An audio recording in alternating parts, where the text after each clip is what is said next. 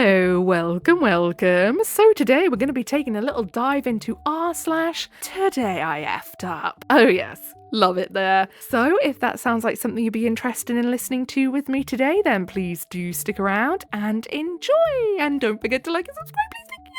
So, first post posted by Lifefront8432 says, "Today I effed up by kissing my friend because I was 100% sure that he was about to kiss me first. Oh no. This happened 3 days ago and I want to move to a different country. There's this guy in my friend group. We've been friends for like a year and a half. Nothing weird, except lately it felt like something shifted. Or I thought it did. He was texting more, finding reasons to sit next to me, did this thing where he'd fix my hood when it was half stuck in my jacket collar, which, like, who does that platonically? Who? Lots of people. I hate to tell you this, Sophie." I would literally just yank the hood out of my friend's jacket if it was half stuck inside their jacket. Oh, blusher. So, last Friday, we're at a pre-game at our mutual friend's place. It gets late, people leave, and it's just me and him on the couch. Close, talking about nothing, and he gets this look on his face. Kind of soft, kind of serious, leaning slightly, and going quiet mid-sentence. Maybe he needed to fart. I have never been more sure of anything in my life. I kissed him. He did not kiss me back.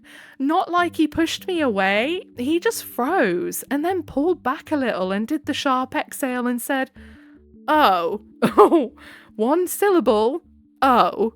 I wanted to dissolve into the couch cushions and become part of the furniture forever. Turns out that he was about to tell me that he likes my friend. Oh, no, OP. You poor little beggar, you. Wanted my advice, was working up the nerve. That was the look, so it wasn't a fart, okay. That was the quiet. He was nervous about talking about her.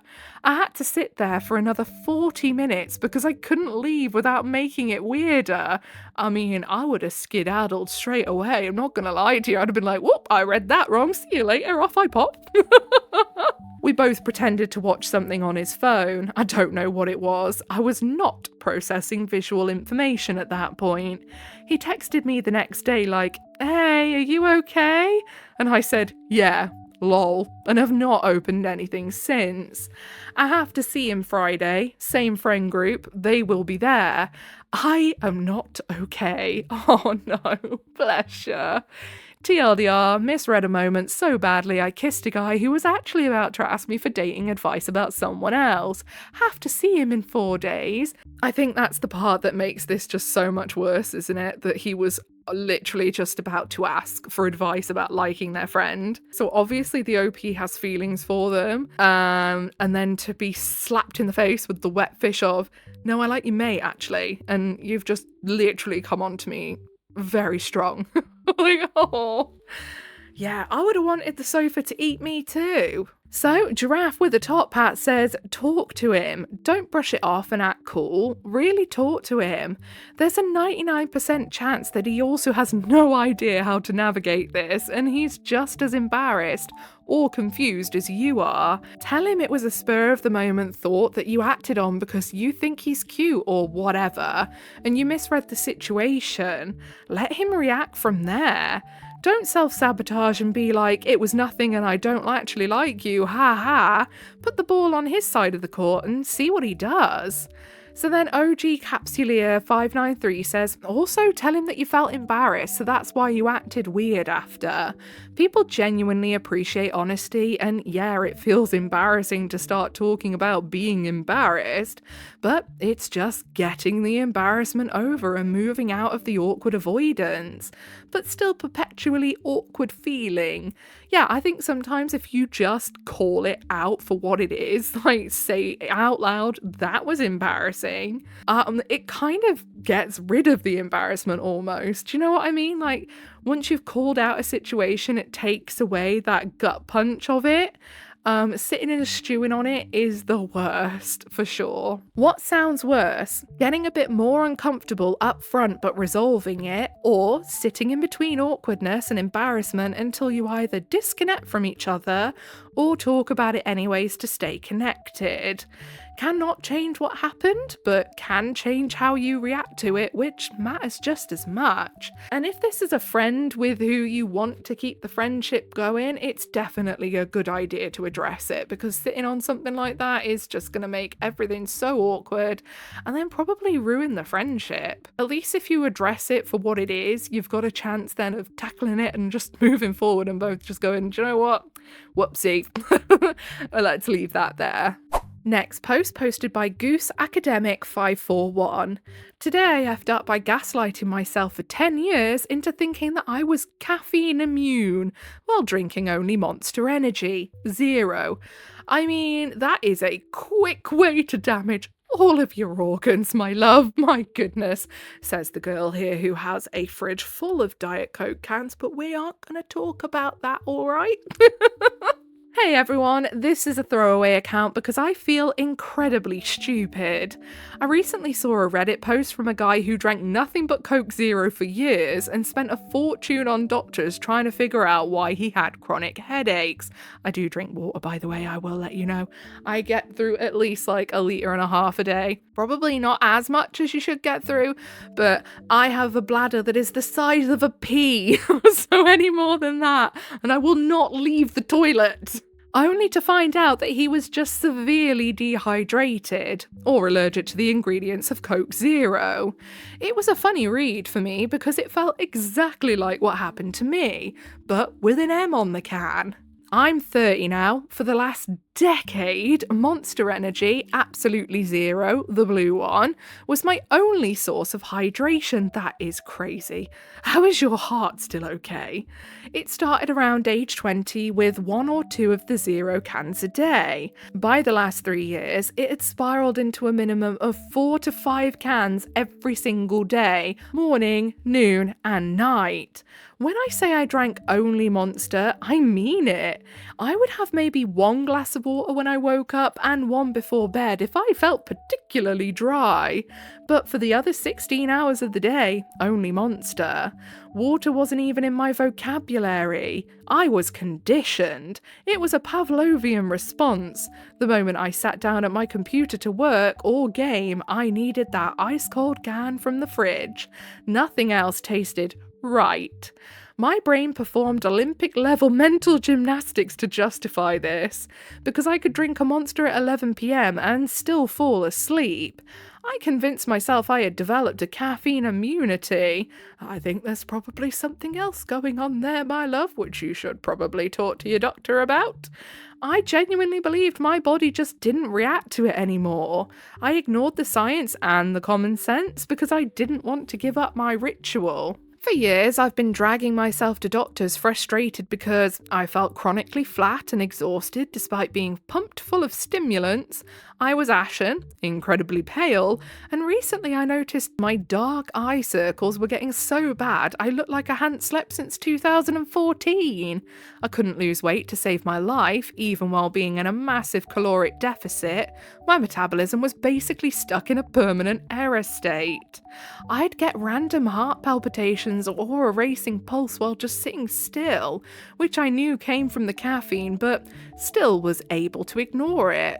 1 to 2 months ago, it clicked for me while I was researching my dark eye circles. I realised I probably wasn't immune to caffeine. I was just heavily conditioned and dangerously dehydrated and stressed. The concept of hydration and high caffeine levels was something I had pushed out of my mind for 10 years, just to protect my habits. Then I finally cut back.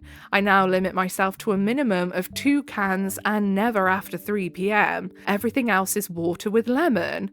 It sounds so simple, but it is still quite hard for me to stay away from the Monster to drink when I am thirsty. The Monster Absolutely Zero just has this nice taste that I like that much. Sadly, there are no caffeine variants available yet because the whole point is it's an energy drink, so I imagine there isn't. It's honestly fascinating and embarrassing how much we can manipulate ourselves just to keep an addiction going. I'm sharing this as a final closing chapter for myself. Hopefully, it serves as a warning, or at the very least, you can all laugh at how dumb a person can be for 10 years straight. If you have questions, feel free to ask. TLDR, spent 10 years using Monster Absolutely Zero as my only fluid intake, convinced myself I was caffeine immune while turning into a pale, exhausted zombie with a racing heart. Finally woke up, turns out I'm not immune, I'm just a moron. Oh, bless you. So down in the comments, meow, I'm daddy, I hated saying that, says OP's eventual kidney stones are going to be epic. Oh yeah, you could like carve them into a little statue. And then Arthium says, have them cut and put on a ring. If people compliment it, say, thanks, I made it myself. I would though. I absolutely would. If I had a kidney stone that big, it had to be removed, I'd be like, can I keep it? Please? This is going to make me sound like an absolute weirdo, but I made earrings with the kids' little teeth.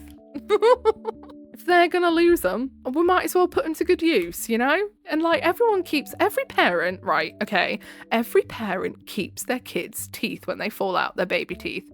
Well, most do anyway. I just found a good use for them. I don't wear them either. I just thought I wanted to see if I could. They're in my glass cabinet downstairs. So, next post posted by Spirited Hedgehog. Today I effed up by telling the owner to sit down and wait for his bartender. So, that literally happened about 20 minutes ago and I'm dying of embarrassment.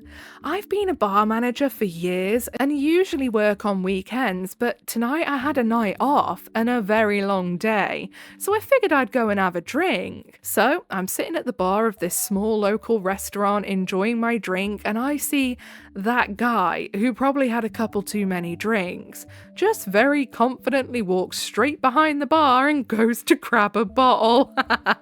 Honestly, I didn't even think. It just came naturally, so I just said something like, hey, where do you think you're going? Just sit down and someone will be with you shortly. Yep, turns out it's the owner and they're celebrating a birthday, or his birthday, I'm not sure. Fortunately for me, he laughed it out and offered me a drink. Yeah, because he's probably like, oh my goodness, this dude has just protected my stock. I like him. Even thanked me for keeping an eye on his bar, and now every time I hear them laugh at that table, I assume that they're laughing at me, lol.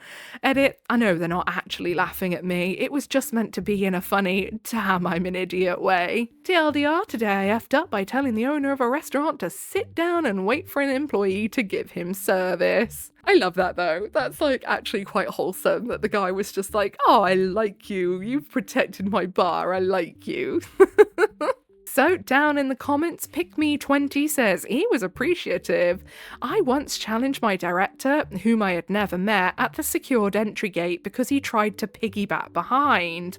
I actually jumped out of my car and confronted him. He actually panicked and shuffled around his console looking for his ID. He identified himself and I apologised. He said, no need, thank you for taking care of us. And then OP says, yeah, he was really. He looks like a nice guy.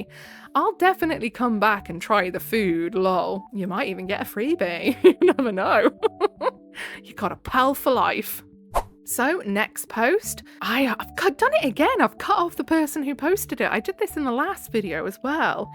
Today I effed up by pressing my whole body against a colleague. How on earth does that happen? Like, how? So today I had a multi-organisation meeting at work. It was held in a conference room at one of the other organisations, so I've been there before, but it's not my main workplace.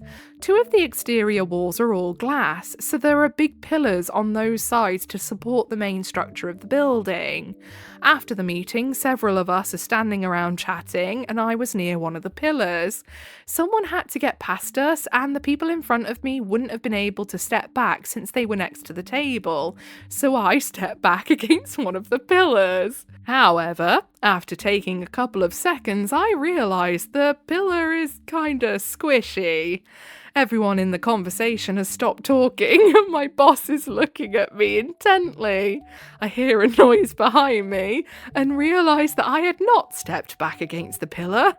I had pinned a colleague against the pillar with basically my whole body as I felt their entire front across my entire back. I apologised quickly but was too mortified to explain that I thought they were the pillar and that's why I didn't move right away.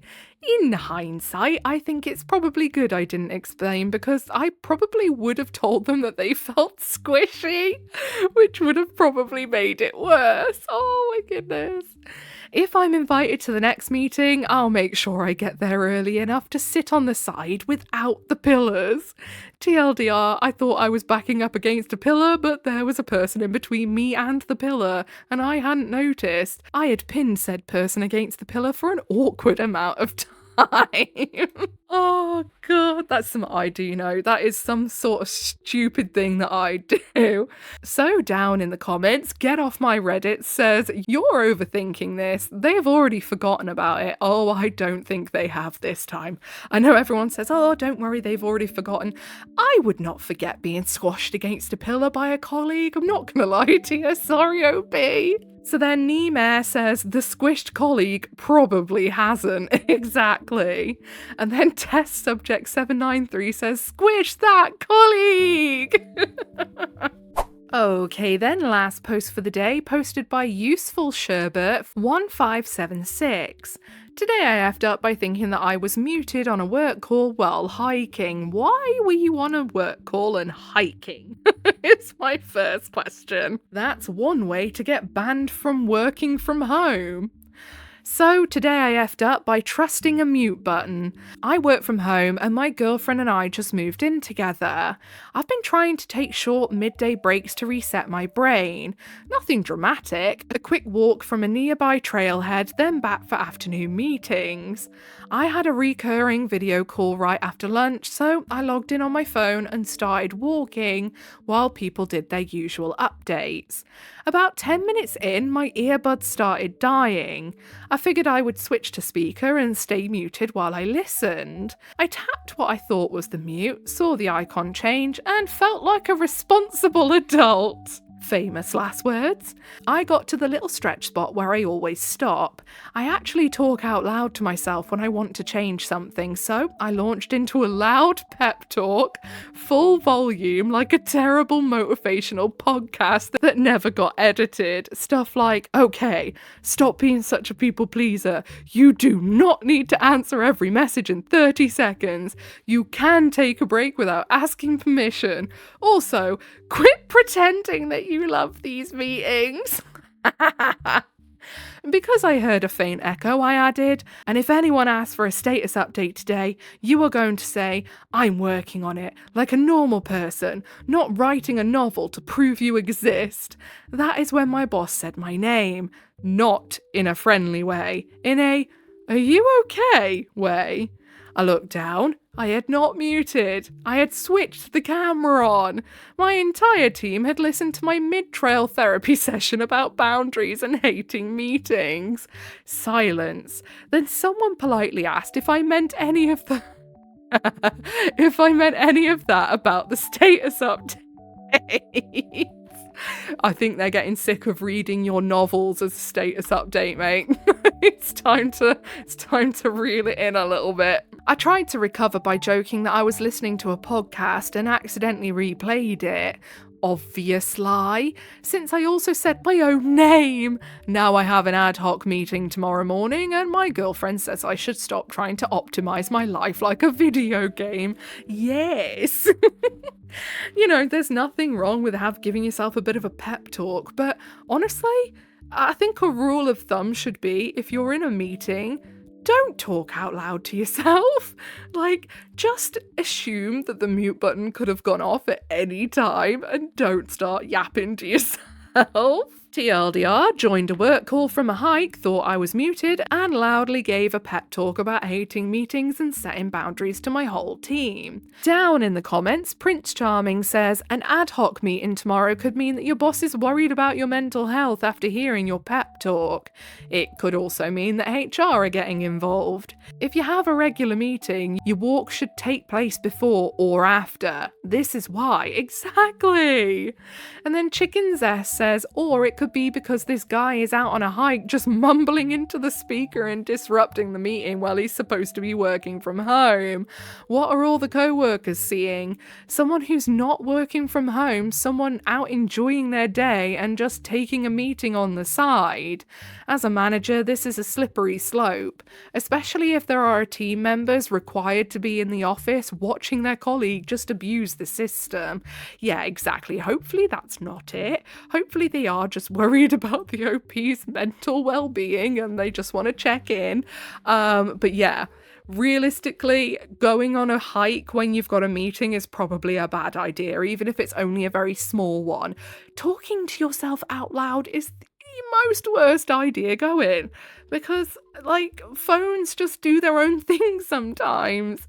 And yeah, I wouldn't be trusting that mute button as far as I could throw it.